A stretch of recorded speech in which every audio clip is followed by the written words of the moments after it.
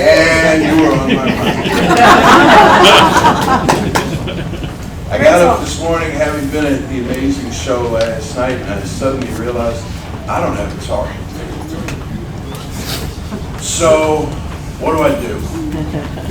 And the name Arthur Johnson suddenly blazed across my consciousness. And I picked up the phone and I called him and I said, Arthur, can you give me a break? Can you do me a big, big favor?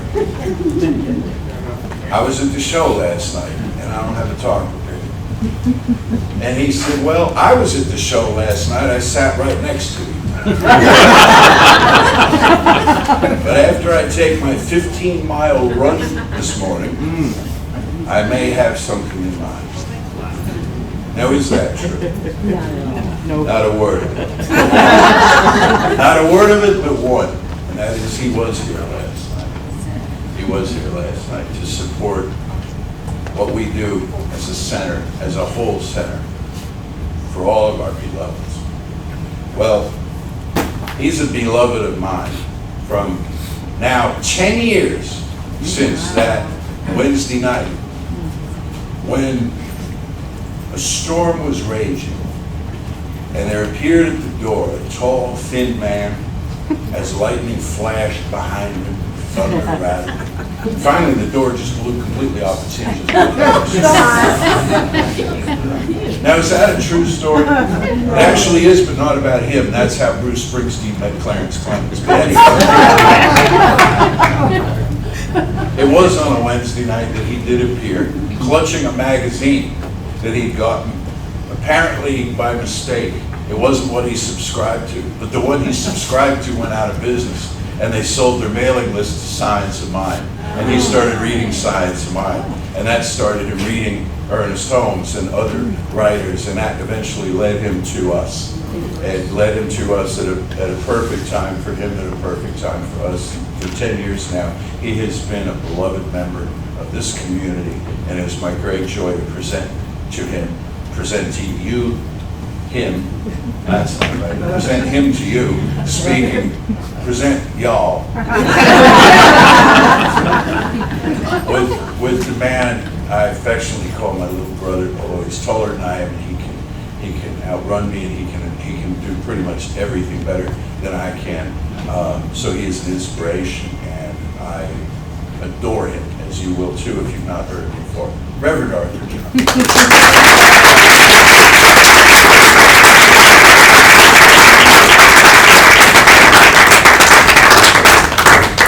Well, good morning. Good morning.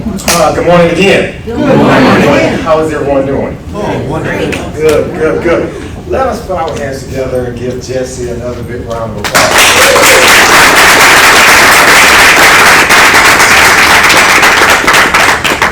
As Jesse says, all of what Jesse said was true to some extent. He's a great storyteller. He just embellishes the truth, right? But Jesse is a legend in his own right. And what I love so much about him is that he is a legend. He is leaving a legacy, and one would not even know it. He goes with no pomp. He goes with no pride, no proudness. He's just being Jesse, which I love. And I say that because how many of y'all have read or have our Science of Mind textbook? Right. Good. Well, the introduction, right, was written by that man right there.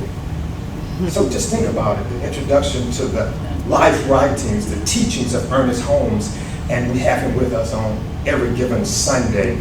In addition to that, I was just doing some research online and happened on a website of a church in Dallas, Fort Worth area, Agape Spiritual Center, and the minister there, the spiritual leader there had his 10 top best books.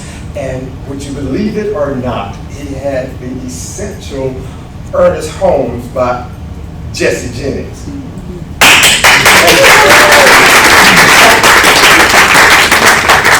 Sometimes we have this greatness around us, this grandness around us, and it just becomes so common that it's just Jesse. But it's really not just Jesse.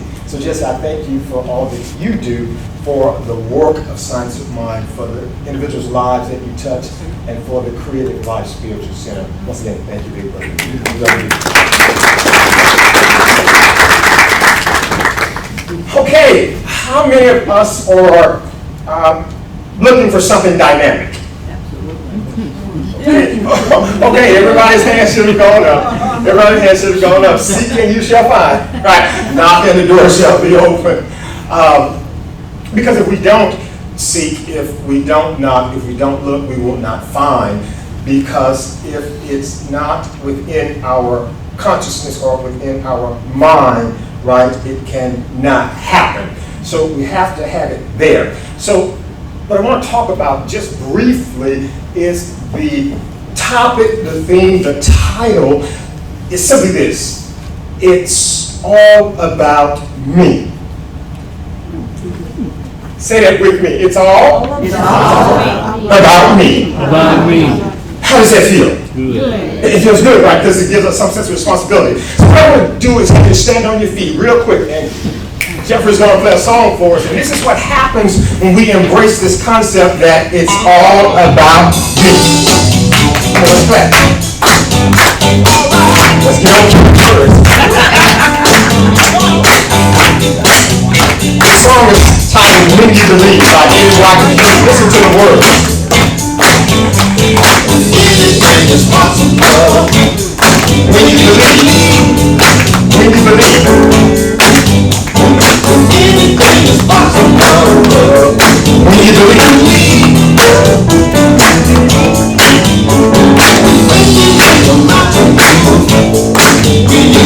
Says faith can make a mountain move when you believe.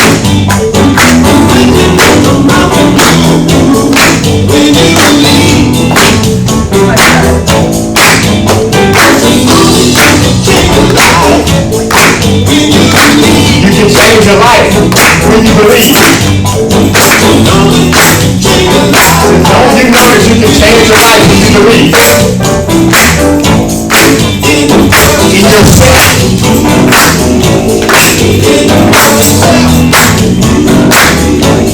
Why don't you sing that? You can sing it when you believe.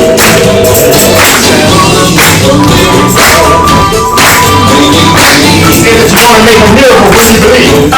Nothing happens until you believe. And that's what we're going to talk about. Nothing happens until we believe. It's not enough just to know it. We have to believe it. It's not enough just to talk about it. We have to believe it. Everything you want when you believe, you will experience it.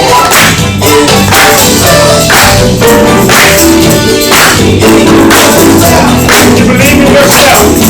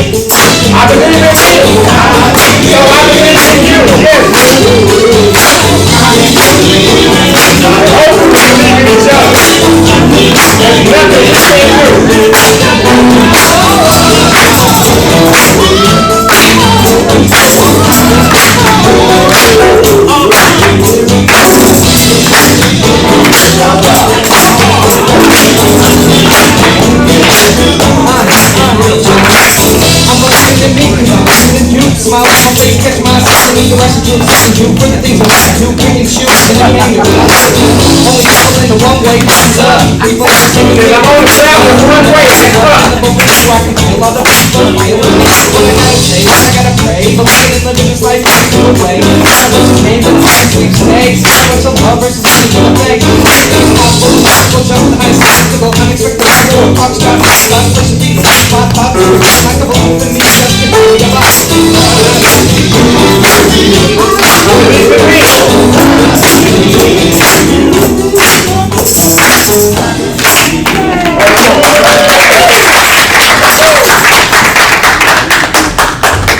Who is that by? Say it again. Who is that by? That's by Eddie Watkins Jr. Oh, my God. Eddie Watkins Jr. It's called When You Believe. When You Believe. So, what I want you to do, repeat after me. Say, I believe in me. I believe in you. Because nothing happens until we believe. So today's talk is simply, it's all about me. It's all about me. And when I say me, not me in the sense of me and in the sense of you, but me is an acronym that I've created for mental equivalent. Someone say mental? Equivalent. Have y'all heard that term before? Yes, right? Hopefully we have. Emmett Fox wrote, well, it was written, but it was a series of lectures that he did many years ago at the Unity School, and he titled it The Mental Equivalent. The Mental Equivalent. And that is so true and it's so powerful. And the reason it's true and the reason it's powerful is because what we have in our lives, David, is a result of the mental equivalence that we have in our mind. The car we drive is a result of the mental equivalent that we have. The friends that we have are a result of the mental equivalent that we have. The job that we have is a result of the mental equivalent that we have. The things that are going right in our lives are a result of the mental equivalence that we have. The things that perhaps aren't going as cool as we want them to go is a result of the mental equivalent that we have in mind. Because there is something right within us that's corresponding to that which is on the outside of us. And that's a beautiful thing. Because that means that at any point in time, say, I can change my life. Yes, because Romans says it like this. The writer Paul says it in Romans 12:2. For those of you may who read the Bible, it says it like this. Do not be conformed to this world, but be transformed by the renewing of your mind.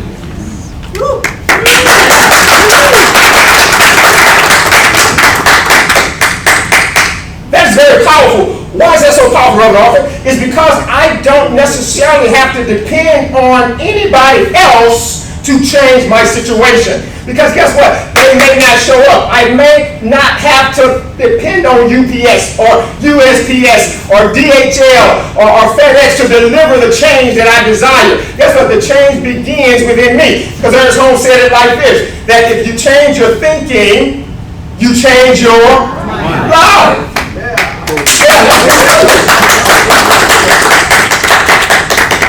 And change our thinking is to deal with the mental equivalents that are going on the inside.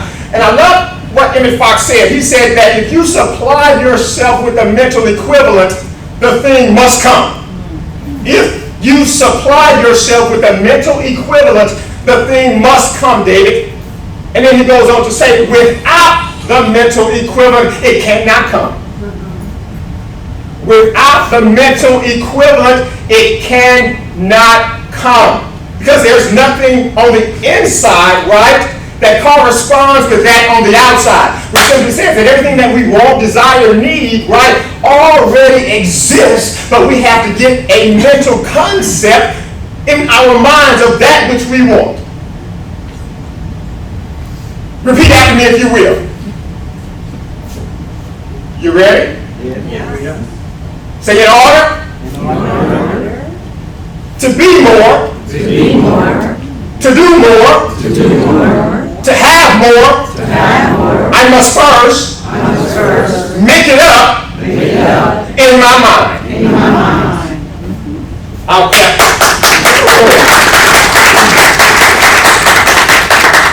In order to be more, do more, and have more, I must first make it up in my mind. Okay, Reverend Arthur, what is that based on? How can you say that? The reason being, because Jesus says it like this, the great master teacher, the mastermind scientist. He says, him that has more will have more. And to him who has little, that which he has will be taken away. And not that someone's going to take it away. It just simply means that it's not going to be used in the manner that it should be used, so it dwindles away. That's what Jesus was talking about. He was talking about having a more consciousness. Having a more consciousness, because he understood everything is mine. Say everything? Everything is mine. And mine is everything.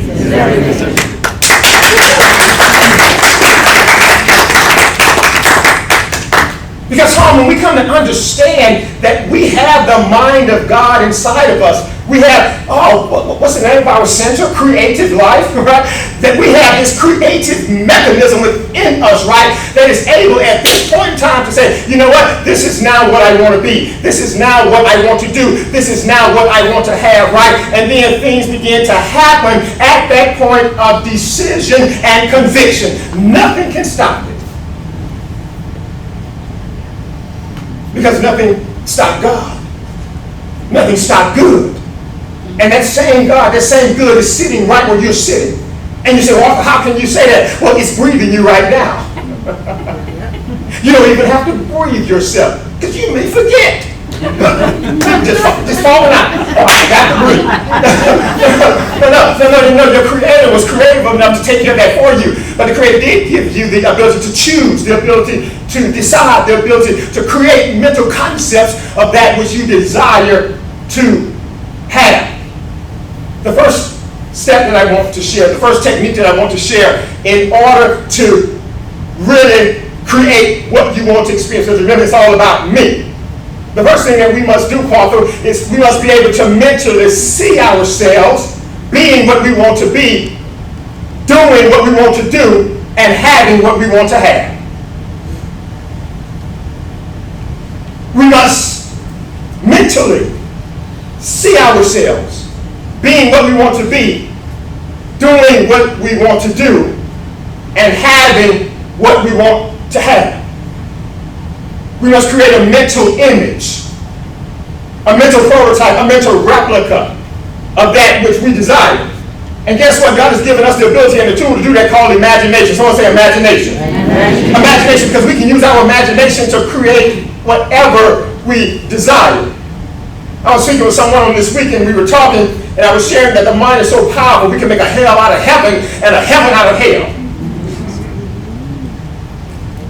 Maybe y'all have not experienced that before.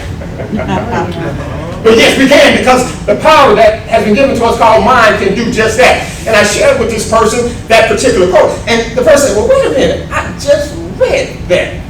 And I read it in the Science of Mind magazine. I was like, well, which one? Because it's not in this particular month. Not that I know, right? I've not read all the articles, but I hadn't run across that yet. And sure enough, this person was reading from June of 2018. And it was the very same quote that I had shared with her. And she had just read it earlier in the week. But that's how powerful that very thing that you possess is in your life right now.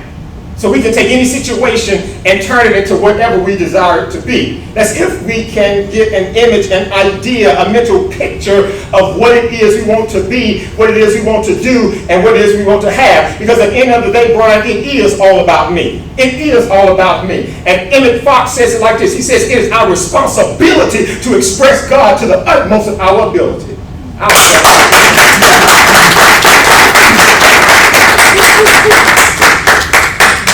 It's my responsibility. It's our responsibility to express God to the utmost of our power. He says this. He says, if you're not healthy and regenerating life, you're not demonstrating. Because he understood the power of the principles that we have. He says, if you're not rightfully employed and enjoying being of service to others, you're not properly demonstrating. Wow. It's a little small book, but it's powerful. And then he really hit home because he began to talk about practitioners, Jesse. And he said most practitioners, they have the words right, but they don't have the feeling part. He said they have all the right words, they have all the right affirmations, all the right true statements, but there is no feeling behind it. See, yes, I'm one with God, and God is all there is. But he says they do not feel that. Now, because they don't feel it, they don't have the power to actualize it. But we have it right here. We have it right now. And remember what the song says, when we believe. When we believe. Because it really is all about me. Now, there's someone, and it's just a testament, right? Here's a vision board.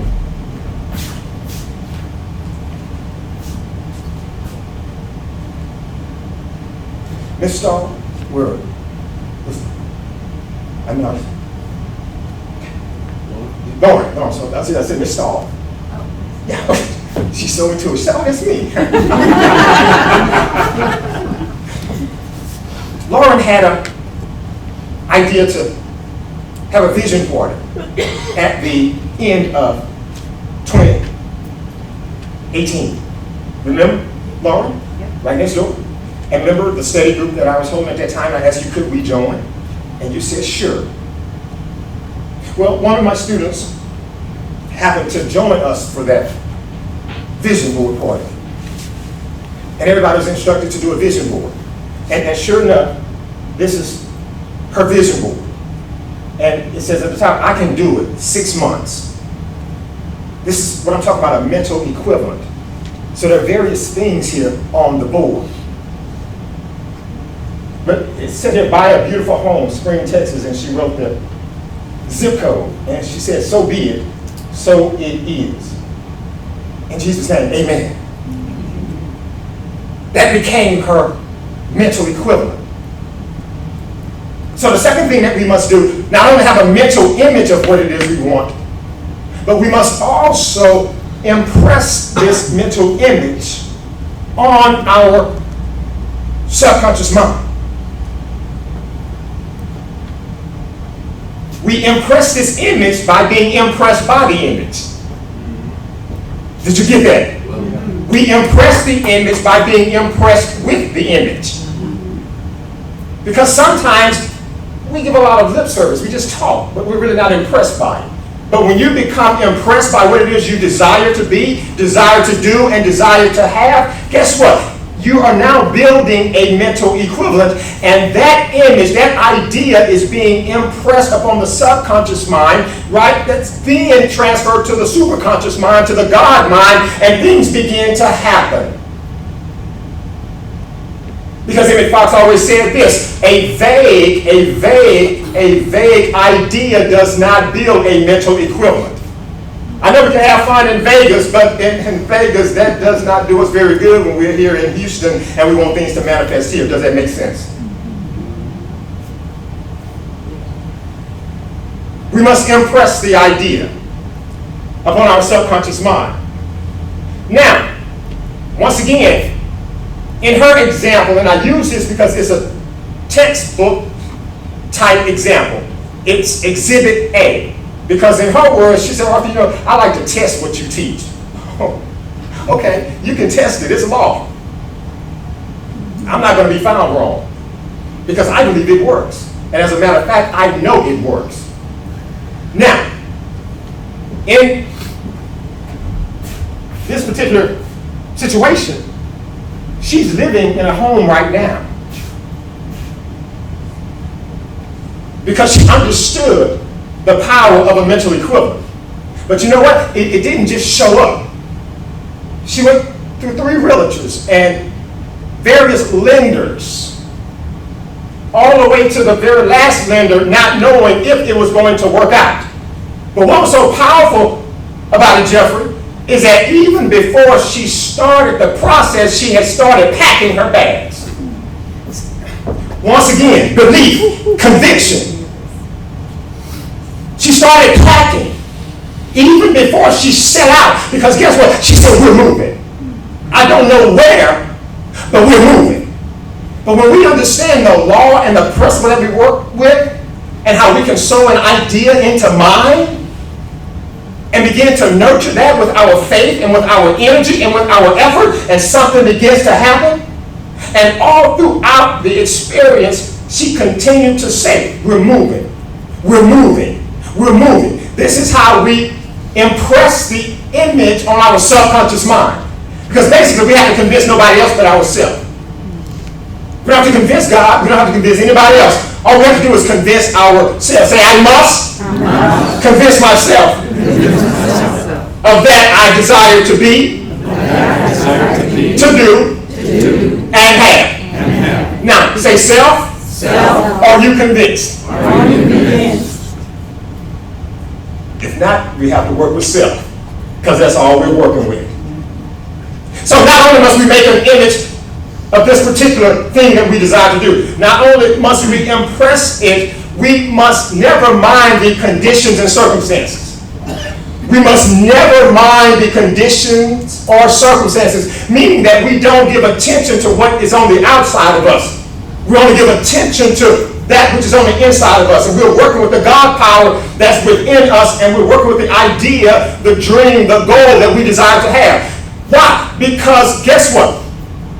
George Bernard Shaw said it like this. He said, heaven, I make circumstances.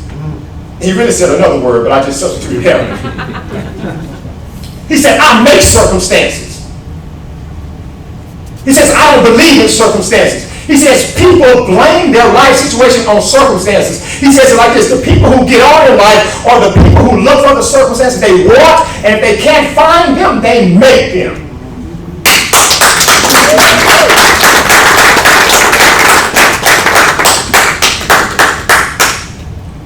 Because the same person who I'm talking about, who I've worked with over several years, she picked up a nugget from my teaching and said, you know what, Arthur, you said if I continue to keep looking at what I have, I'll continue to have what I have. And the place where she was living, she had been living there, can I say it, for 11 years.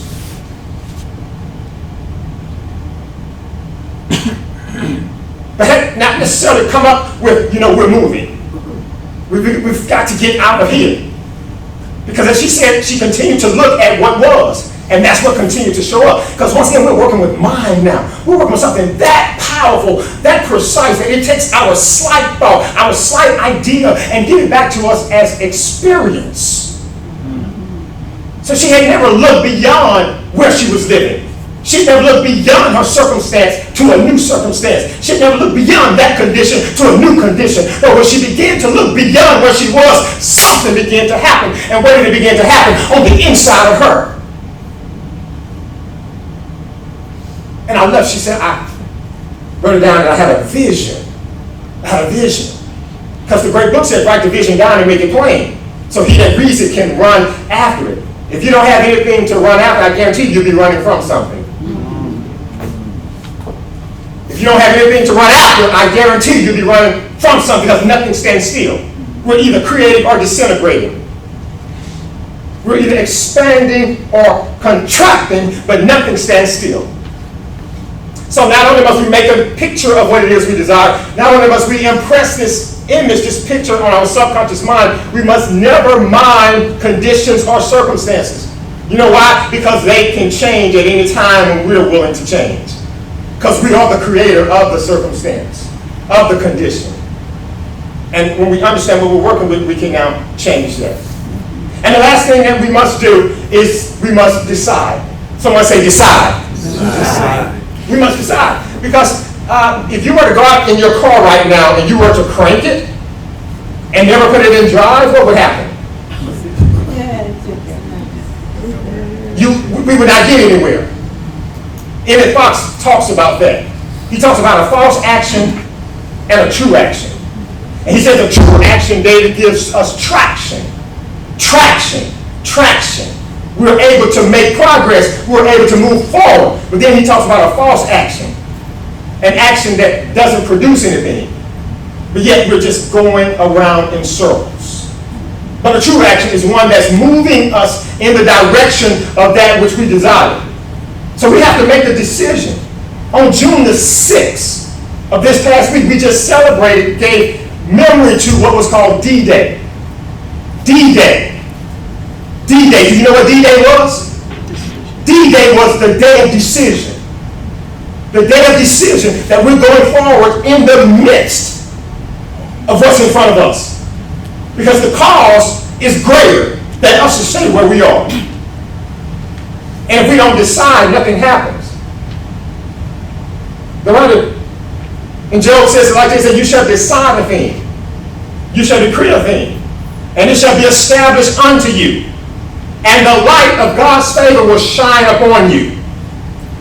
And the great philosopher said it like this, when you make a decision, the universe conspires to make it happen. When you make a decision, the universe conspires to make it happen.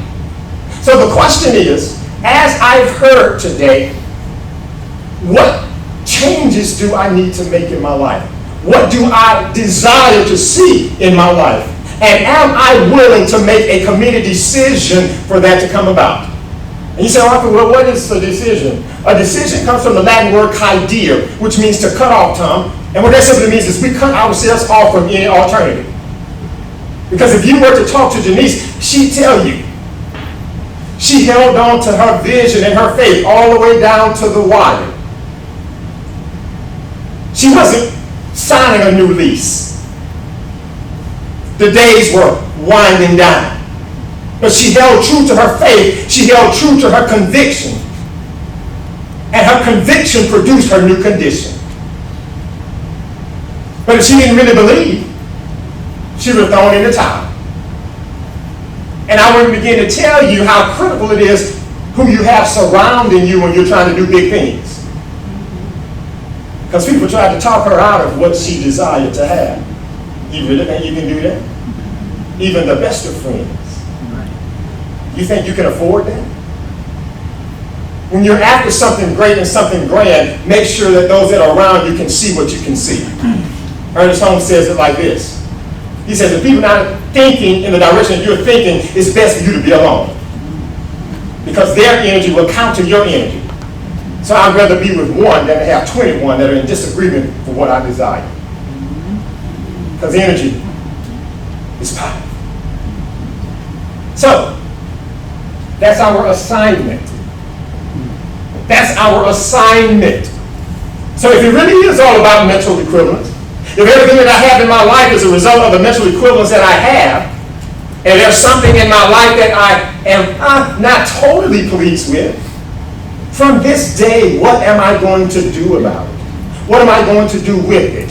Am I going to deal with it or allow it to continue to deal with me? But something, someone will get dealt with. But I want you to know that you have the power. You have the power. Because Ernest says it like this, and I'll end. That there's a power in the universe greater than you are and greater than I am that we can use in order to create a great life. It's available for you today. What will you do with this great omnipotent power that's breathing you right now? All eyes closed. We're grateful for this moment. We're grateful for this time. We're grateful to be in a position to be able to have an awareness that we are the creator, the co-creator of our life experience. And that things don't have to remain as they are, but they can be exactly as we desire them to be. We're grateful for our ability to choose to make wise choices, to make decisions that will take us in the direction of our destiny, that will unlock the potential that's on the inside, that's desiring to express itself to us and through us and as us. We're grateful for this awakening moment. I'm grateful for the person who heard these words and said, this is exactly what I needed to hear. I was at a point of decision. And now, I will move to a point of action. I can't do anything about the past, but I can do everything about the future by taking control of the present. We're grateful for the great God who breathes us, who loves us, who cares for us, who comforts us, who's our all in all, who's in all and through all, and in whom we have our being and our existence. For this we give thanks. For these words that have been spoken have fallen on fertile ground, fertile minds and fertile hearts that are ready to receive all that their hearts desire. In the name and nature of the powerful one, the great God, we give praise and we say thanks. Amen? Amen. And so it is. And so it is.